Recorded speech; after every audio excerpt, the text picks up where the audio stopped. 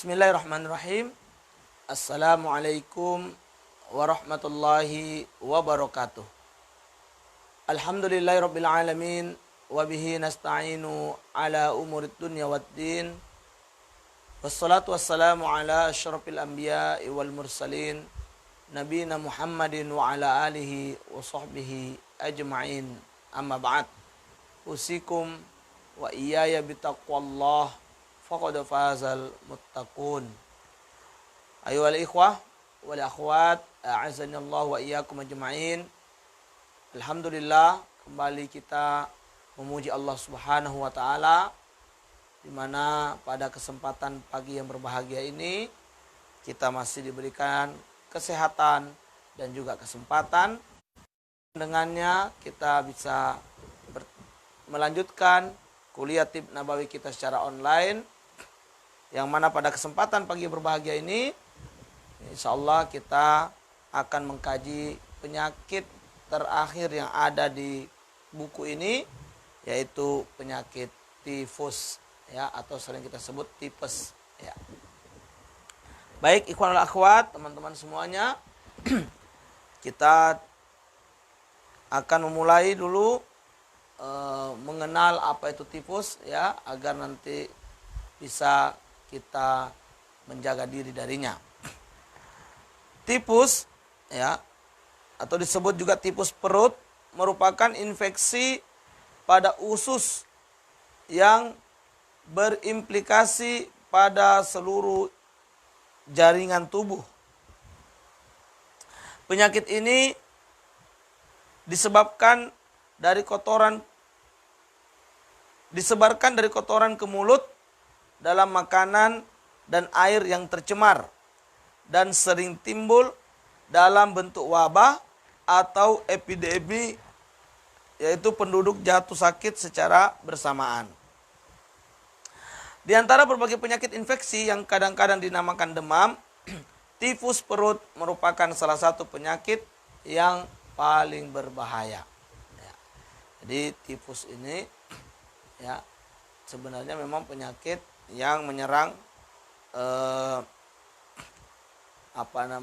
usus, ya, pada perut. Nah, makanya disebut juga tifus perut, ya. Nah, ikhwan wal akhwat dan teman-teman semuanya, ini salah satu penyakit yang banyak juga menimpa orang-orang di dunia ini, ya. Dan kenapa bisa terjadi? Di antaranya adalah karena penyakit ini masuk melalui kotoran, ya, ke mulut yang ada pada makanan dan minuman.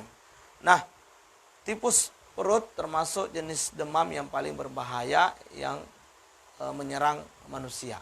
Ya, akan dia bisa terjadi secara massal atau secara pandemi atau wabah. Ya. Nah, bakteri apa yang menjadi penyebab kenapa tifus bisa menyerang? Di antaranya ada dua bakteri di sini yang disebutkan, yaitu yang pertama Rickettsia typhi dan yang kedua Rickettsia prowazekii. Ya, ini dua bakteri yang kemudian kenapa tifus itu bisa terjadi pada seseorang. Lalu ada beberapa tipe, ya, tifus yang bisa terjadi, ya. Ini tergantung dari bakteri mana yang menyebabkan infeksi, ya.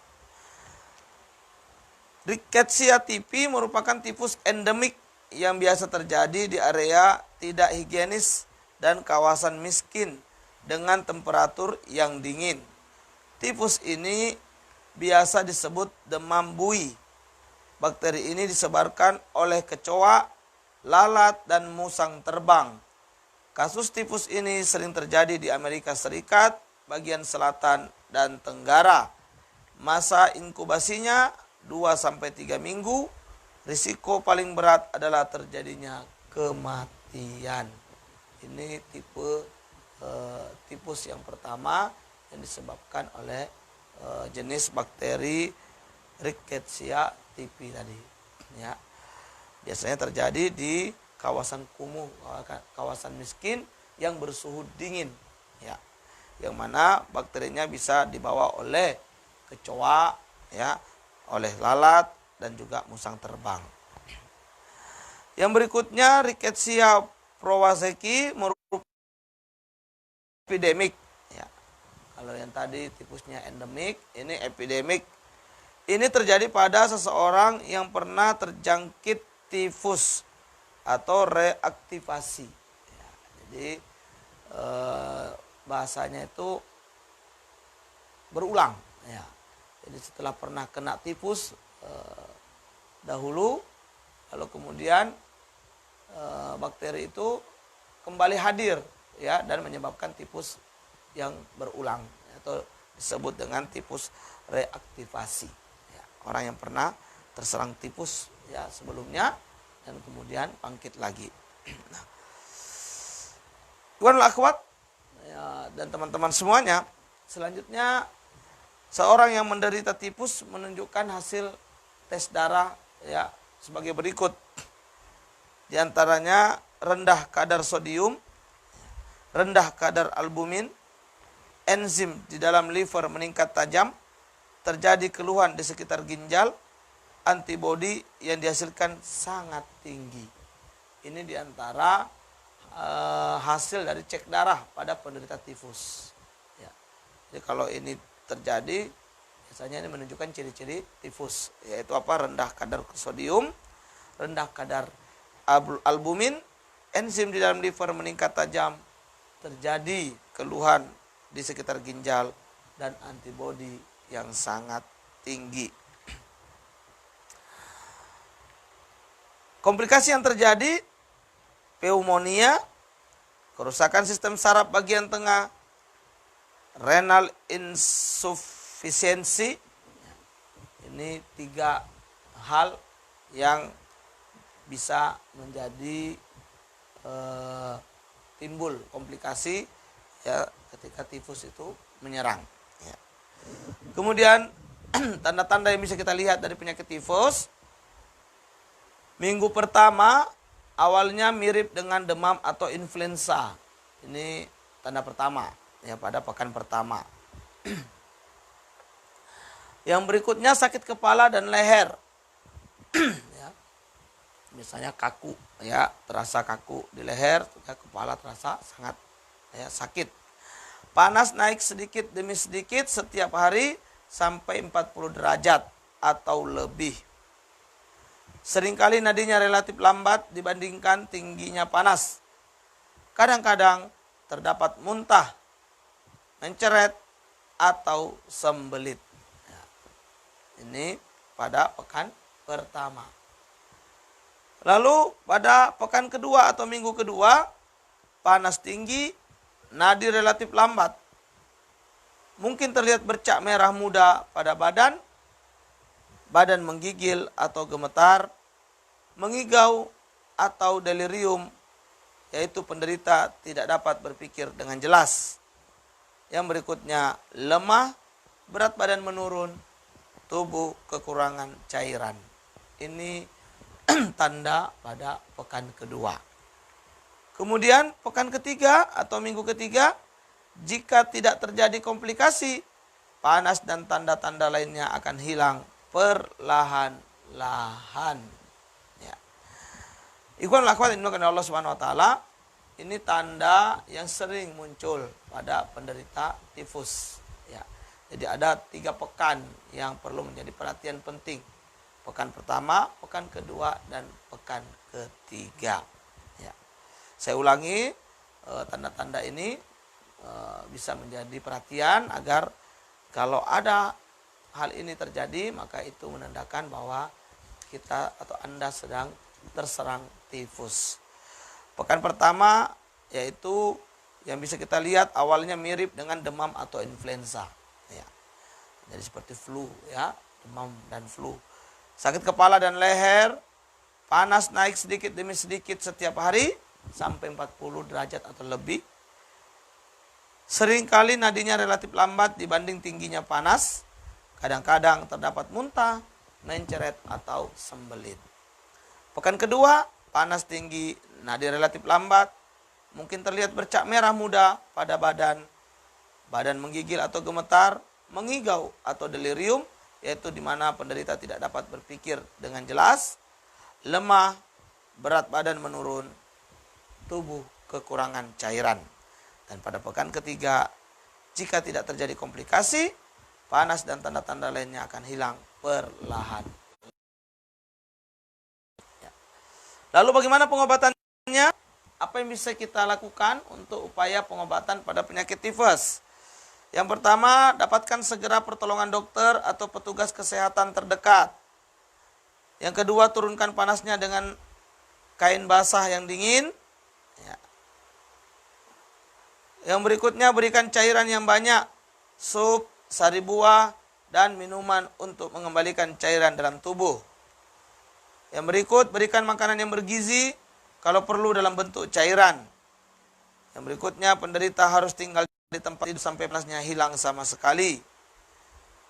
Jika penderita batuk darah atau timbul tanda-tanda peradangan pada selaput perut, ia harus segera dibawa ke rumah sakit. Terapi herbal dan lainnya. Ini diantara pertolongan dalam pengobatan penyakit tifus, ya. Lalu pencegahan agar tidak terjadi tifus perut ini, apa yang bisa kita lakukan teman-teman dan ikhwan semuanya? Yang pertama, menghindari diri dari hal-hal kotor seperti pencemaran air dan makanan oleh kotoran manusia. Pastikan jamban keluarga tak jauh dari tempat penduduk mengambil air minum. Yang kedua, memberi perhatian khusus pada kebersihan air minum, terutama saat banjir. Yang selanjutnya, penderita harus tinggal di kamar terpisah untuk mencegah penyebaran tifus perut. Kotorannya harus dibakar atau dikubur di dalam lubang yang dalam. Orang yang merawatnya harus membasuh tangan segera sesudahnya. Yang berikutnya, setiap orang yang pernah menderita tifus harus memberikan perhatian tambahan terhadap kebersihan perorangan dan tidak boleh bekerja di rumah makan atau di tempat-tempat pengolahan makanan. Ini beberapa hal yang harus diperhatikan untuk mencegah terjadinya tifus perut ini. Lalu herbal apa kira-kira yang direferensikan? Untuk tanaman obatnya ini kira-kira apa nih yang cocok untuk penderita tifus ini? Maka di antara herbal yang dianjurkan, yang pertama herbal anti radang, yaitu bidara upas. Kemudian antibiotik, antipiretik, dan penurun panas, yaitu sambiloto. Kemudian anti radang, patikan kebo. Selanjutnya antibiotik, pegagan. Ya. Ini diantara herbal-herbal yang harus dikonsumsi. Kami ulangi, anti radang yaitu bidara upas, antibiotik, antipiretik, dan penurun panas sambiloto. Anti radang dan antibiotiknya yang berikut adalah pegagan. 4 herbal yang baik. Ya, bidara upas, sambiloto, patikan kebo, dan pegagan. Kemudian anjuran dan pantangan sakit tifus. Anjuran dan pantangan yang harus diperhatikan. Makanan rendah serat dengan nilai gizinya perlu cukup kalori dan protein, namun dalam bentuk cair atau lunak. Contohnya bubur bayi, bubur beras, bubur sumsum, lontong, roti tawar atau manis, biskuit. Bila mencret tidak boleh minum susu, tetapi bila tidak sangat dianjurkan. Nah ini untuk penderita tifus, kalau tidak mencret maka susu sangat baik untuk diberikan kepada penderita tifus ini. Adapun jika mencret maka tidak boleh, karena susu akan memicu mencret yang lebih berat. Kemudian protein yang mudah dicerna seperti telur rebus, sup ayam tanpa sayur, soto ayam, semur ayam atau daging, dan bakwan tanpa saus. Ini yang juga bisa menjadi anjuran. Ya. Berikutnya pantangannya apa? Ya. Pantangan yang harus dijaga, dihindari sayur-sayuran tinggi serat, yaitu bayam, kangkung, dan lain-lain. Pedas, cabai dan merica, Pada 5 hari pertama, buah-buahan juga tidak diperkenankan, kecuali air jeruk yang diminum sesudah makan. Ikhwanul akhwat yang dimakan Allah Subhanahu wa taala dan teman-teman semuanya, itulah hal-hal yang menjadi info penting untuk penderita tifus terkait bagaimana gambaran tifus itu terjadi dan menyerang, lalu anjuran apa yang dan juga pantangan-pantangannya, serta herbal apa yang cocok untuk konsumsi. Terakhir, sinergi bekamnya, di mana titik yang bisa kita lakukan untuk proses terapi pada penderita tifus. Maka bisa dilakukan yaitu pada titik kahil, titik belikat kiri kanan, dan titik 1 jari di atas siku kiri kanan, ya. Kemudian ditambahkan 3 titik kop kering di area perut, yaitu 4 jari di atas pusat, tepat di tengah, ya. Kemudian masing-masing kiri dan kanan dari pusat, ya, sekitar 3 jari. Ini kop kering saja. Adapun titik kahil, titik belikat, dan titik 1 jari di atas siku tepat di kiri kanan dari ruas tulang belakang, ini semuanya adalah titik dengan pengeluaran darah atau pembekaman basah, ya. Baik, ikhwanul akhwat dan teman-teman semuanya, inilah informasi yang bisa kita berikan pada penyakit tifus, ya, solusi herbal dan juga sinergi bekamnya, di samping juga pantangan dan anjuran yang bisa diberikan kepadanya agar penyakit ini bisa segera pulih dan juga bisa terhindar darinya. Barakallahu fikum, hadanallahu wa iyyakum ajma'in. Subhanakallahumma bihamdik, asyhadu an la ilaha illa anta, astaghfiruka wa atubu ilaik. Billahi taufiq wal hidayah. Wassalamualaikum warahmatullahi wabarakatuh.